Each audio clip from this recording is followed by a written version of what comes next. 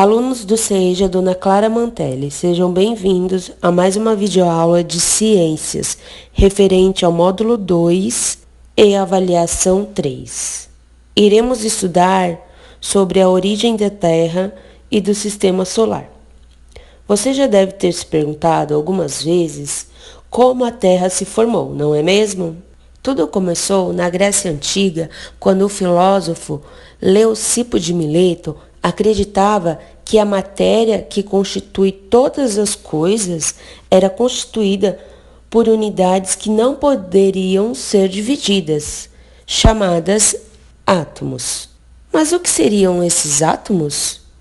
São as menores partículas que definem as características de um elemento químico, ou seja, toda matéria é constituída de átomos. Na imagem à esquerda, podemos verificar um átomo. E na imagem à direita, a junção de vários átomos constituem moléculas que encontramos no nosso planeta. História do universo.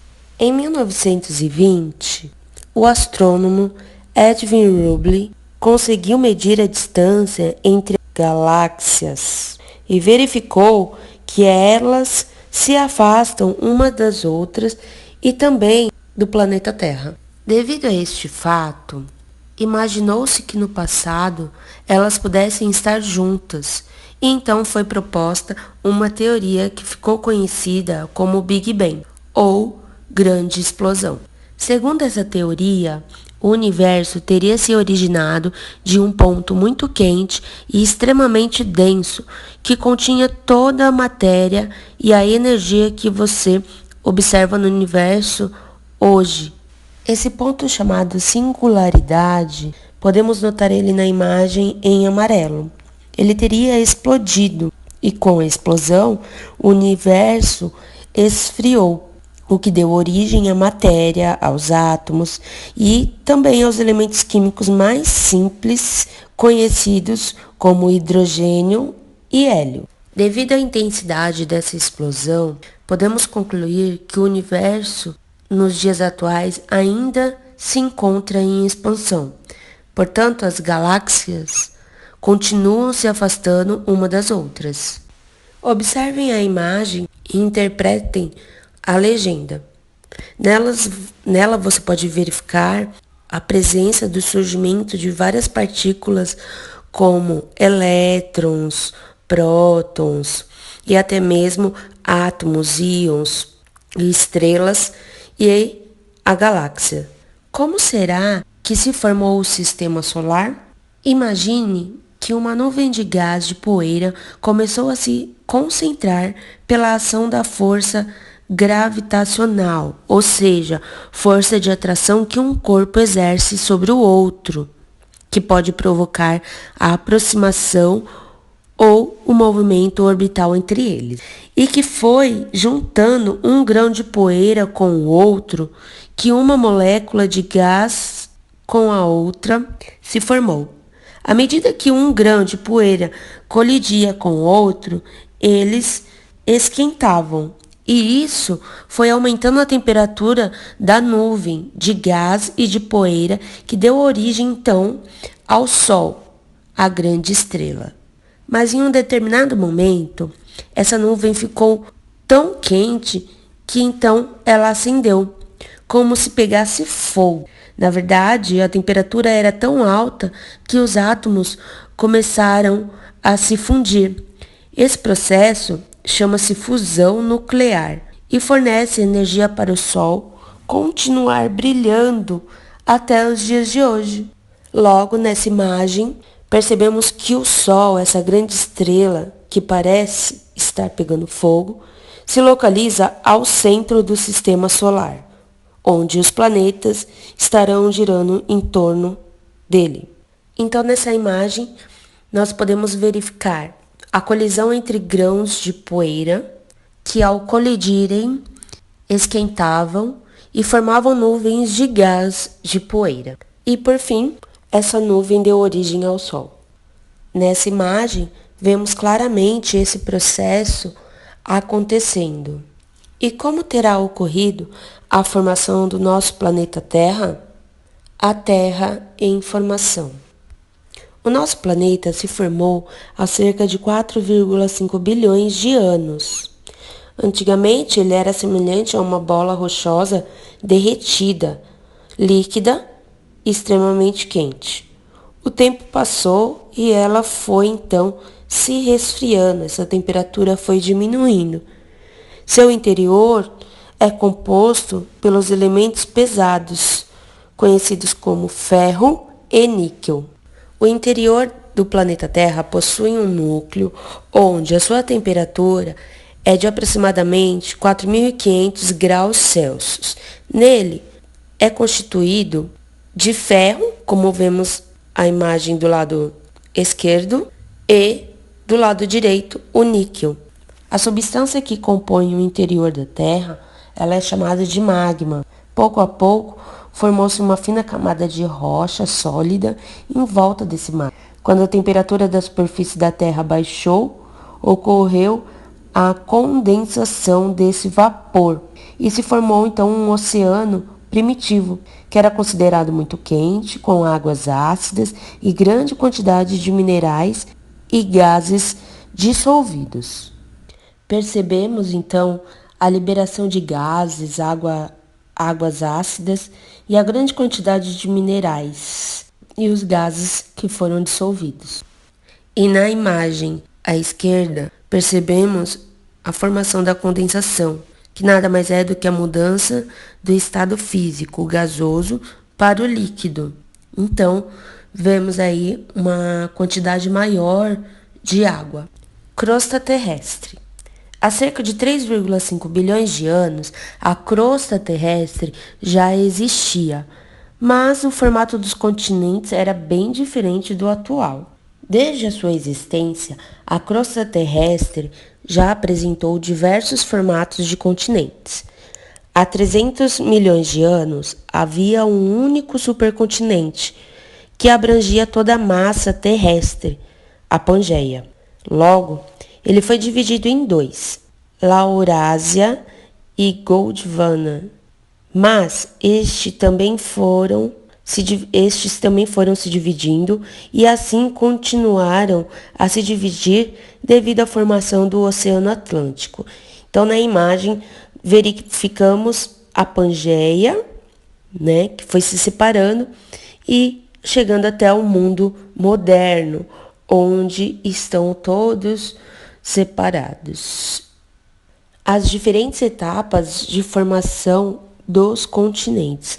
Essa imagem mostra claramente essas etapas, onde vejamos o Permiano, 225 milhões de anos, Triássico, 200 milhões de anos, Jurássico, 135 milhões de anos, o Cretáceo, 65 milhões de anos e o Quaternário, que é o atual, dos dias de hoje. Cada um dos pedaços da Terra recebeu o nome de placas tectônicas. Mas o que seriam essas placas exatamente? Nada mais são do que blocos gigantescos que compõem a camada externa da Terra.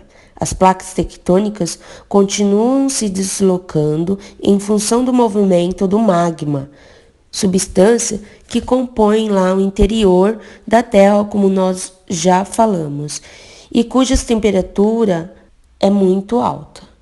A estrutura atual da Terra, da superfície ao núcleo. Atualmente, a Terra apresenta uma estrutura formada por um núcleo interno, que é composto de ferro e níquel derretido devido à alta temperatura. Este é coberto pelo núcleo externo, que é formado por uma liga metálica que, por causa das altíssimas temperaturas, está em estado líquido e em constante movimento, porém menos quente que o núcleo interno. O núcleo externo é coberto pelo manto, que é composto de rochas derretidas. Devido ao seu intenso calor que emana do manto e de seu movimento, que então nascem e dá origem aos terremotos. Este, por sua vez, é coberto pela crosta. A crosta é a camada que reveste o planeta. Ela é sólida e pouco espessa. Nela estão as placas tectônicas que formam os continentes e os leitos dos oceanos. No tema 4, abordaremos sobre os terremotos, como mostra a imagem que consta também no seu livro. Nessa imagem, podemos notar a consequência que um terremoto pode causar, ou seja, muita destruição. Tremores da Terra. Os terremotos são fenômenos naturais, também chamados de abalo sísmico. Podem ser monitorados por aparelhos que medem a sua intensidade. Abrem fendas na superfície terrestre, ocasionam deslizamentos de terra e causam danos. Muitas vezes, esses danos são irreparáveis ao atingirem regiões urbanas, como mostram as imagens. E quando os abalos sísmicos, ou também chamados de terremotos, acontecem no mar? Quando eles acontecem no mar, podem provocar maremotos e, em decorrência deles, enormes ondas marítimas que chamamos de tsunamis. Os tsunamis deslocam-se em alta velocidade e podem invadir cidades litorâneas, causando destruição no ambiente. Os terremotos, maremotos e tsunamis são de difícil previsão.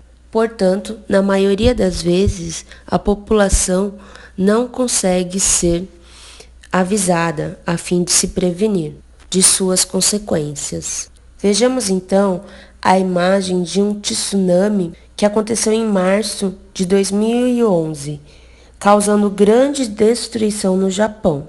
Existem dois tipos de abalos sísmicos: os terremotos naturais, causados pela movimentação frequente das placas tectônicas, ou os terremotos induzidos, que são causados pela ação do homem, que possuem menor intensidade, como explosões para abertura de minas, por exemplo. Os limites entre placas são classificados de acordo com o tipo de movimento que as placas sofrem. Então vejamos. Movimento convergentes são aqueles quando as placas se aproximam, mergulhando uma sobre a outra e fazendo que uma delas se eleve, dando origem a montanhas e as cordilheiras. Divergentes são aqueles que as placas se afastam, gerando enormes falhas ou formando cânions. Temos como exemplo os cânions de Furnas, localizado em Capitólio, Minas Gerais. E o transformante, que são quando elas escorregam lateralmente em relação a outra placa. As consequências são as vibrações, rachaduras, quedas de casa, entre outros.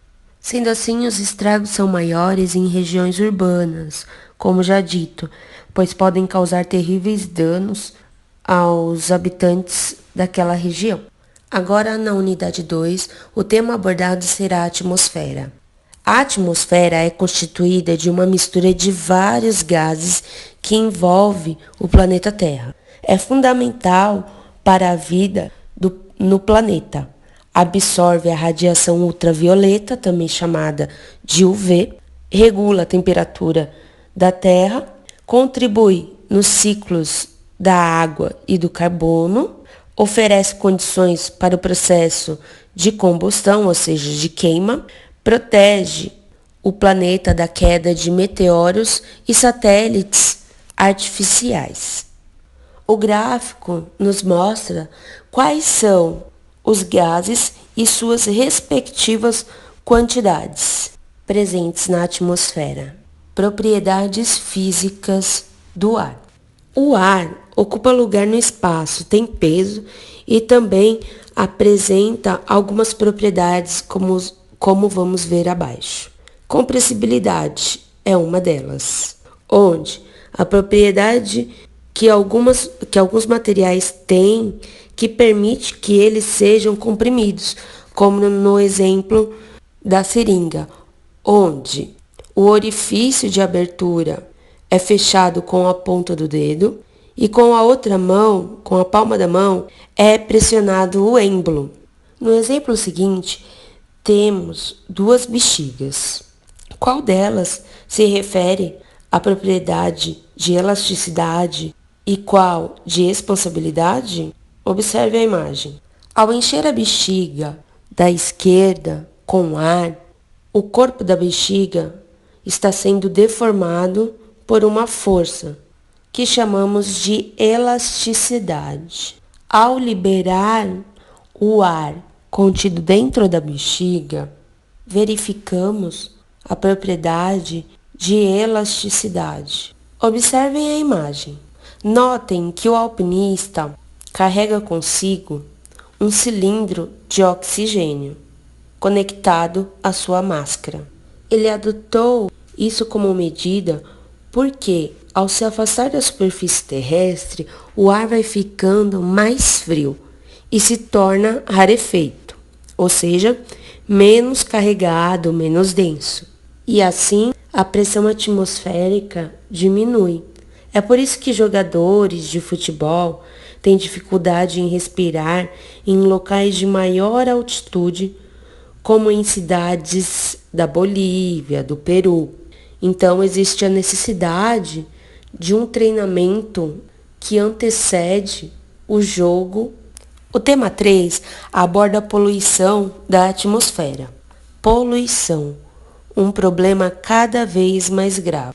Essa imagem é do século XVIII, onde houve a chegada da Revolução Industrial, e com ela a poluição do ar, que passou a prejudicar a saúde das pessoas de maneira significativa. Com a chegada das indústrias, passou a ocorrer com frequência o lançamento de poluentes na atmosfera das cidades industriais. O crescimento das cidades reduziu o espaço de florestas. As árvores eram cortadas e queimadas a fim de construir em regiões urbanas para a instalação de operários e suas famílias. A queima de combustíveis fósseis, como petróleo, querosene, gasolina, entre outros, libera na atmosfera monóxido de carbono, dióxido de carbono, enxofre e nitrogênio, que são tóxicos. Deste momento em diante, o ser humano teve de conviver com um ar poluído e com todos os danos advindos deste processo tecnológico. Além disso, o crescimento das cidades reduziu o espaço dessas florestas. Chuva ácida. A imagem nos mostra o processo de formação da chuva ácida, onde gases de enxofre e nitrogênio, mais o vapor de água, passam pelo processo de oxidação, provocando então a formação dessa chuva ácida. Os compostos ácidos passam a compor as nuvens que produzem essa chuva. Quais são as consequências da chuva ácida? A chuva ácida modifica as características dos rios, mata plantas, seres como peixes, e mudam também características de monumentos históricos, pois com o passar do tempo vai corroendo a arquitetura desses monumentos. Camada de ozônio. O Sol não produz apenas raios solares e calor, mas também produz uma série de outras radiações que chegam à Terra e atingem demais planetas, como os raios ultravioletas, UV. No nosso planeta, ele chega com uma intensidade muito elevada, podendo causar muitos danos às diversas formas de vida que existem no nosso planeta. Note que em volta da Terra existe uma fina camada de gás ozônio, que tem como função proteger os animais, plantas e até mesmo seres humanos desses raios UV, ou seja, raios ultravioletas, que o Sol emite. O ozônio, próximo à superfície terrestre, piora a qualidade do ar das cidades e também provoca chuva ácida. Mas, quando presente na estratosfera, funciona como um filtro a favor da vida. Sem ele, os raios ultravioletas poderiam dificultar a vida no planeta. Apesar desse conhecimento, a camada de ozônio vem sendo destruída pela ação dos seres humanos. São vários os produtos que contribuem para a destruição da camada de ozônio. Um deles é um gás conhecido como CFC, muito utilizado em aerosóis, aparelhos de ar-condicionado, refrigeradores, extintores de incêndio. Na superfície terrestre, esse gás não é tóxico. Porém, quando vai para a atmosfera, o CFC atinge a camada de ozônio e reage com o ozônio, sob a ação dos raios ultravioletas, diminuindo a quantidade de gás ozônio. Por isso, diversos acordos internacionais vêm sendo realizados no sentido de proibir o uso desses outros produtos que podem, então, destruir a camada de ozônio. Essa diminuição da camada de ozônio está sendo frequentemente relacionada com o aumento do número de cânceres de pele, de doenças nos olhos e do enfraquecimento das defesas imunológicas do corpo humano. Por isso, a necessidade de proteção com o uso de protetores solares, óculos de sol, entre outros. Mas estes são meios de prevenção, mas não são a solução para resolver o problema. Poluição. Aqui consta uma tabela dos poluentes, as fontes desses poluentes, o que eles causam, para os seres vivos. Então, nós temos o NO2, que é o óxido de nitrogênio, o SO2, que é o dióxido de enxofre, o CO, que é o monóxido de carbono, o PB, que é o chumbo, e por fim o O3, que é o ozônio. Entre as causas específicas que cada um provoca estão problemas respiratórios, irritação nos olhos, intoxicação, anemia, destruição do tecido cerebral e inflamação de vias respiratórias. Para finalizar essa aula, deixo uma questão para que vocês reflitam. Dada a importância do ar para a vida na Terra, o que é possível fazer para melhorar sua qualidade? Bons estudos e tenha uma ótima prova!